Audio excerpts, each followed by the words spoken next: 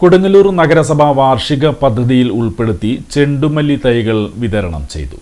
കൊടുങ്ങല്ലൂർ നഗരസഭയുടെ ആഭിമുഖ്യത്തിൽ ആദ്യമായാണ് പൂകൃഷിക്ക് തുക വകയിരുത്തിയത്.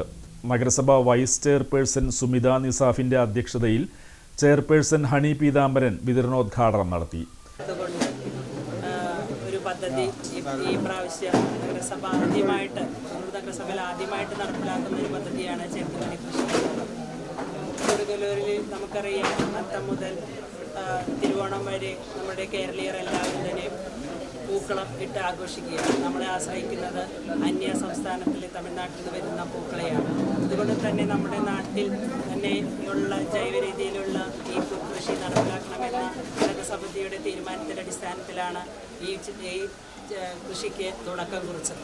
അത് ഇന്ന് ഇവിടെ മനോഹരമായിട്ട് തന്നെ കൃഷിഭവൻ്റെ നേതൃത്വത്തിൽ ആ സമയകാലത്ത് തന്നെ ചെടി എത്തിക്കഴിഞ്ഞു.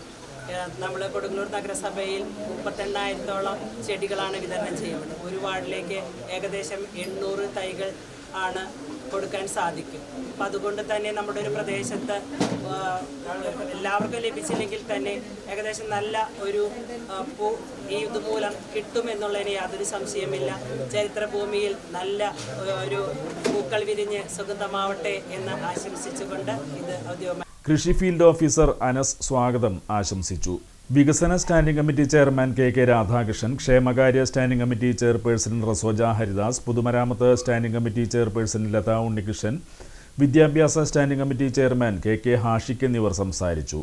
കൗൺസിലർമാരും CDS ചെയർപേഴ്സൺമാരും കർഷകരും പങ്കെടുത്തു.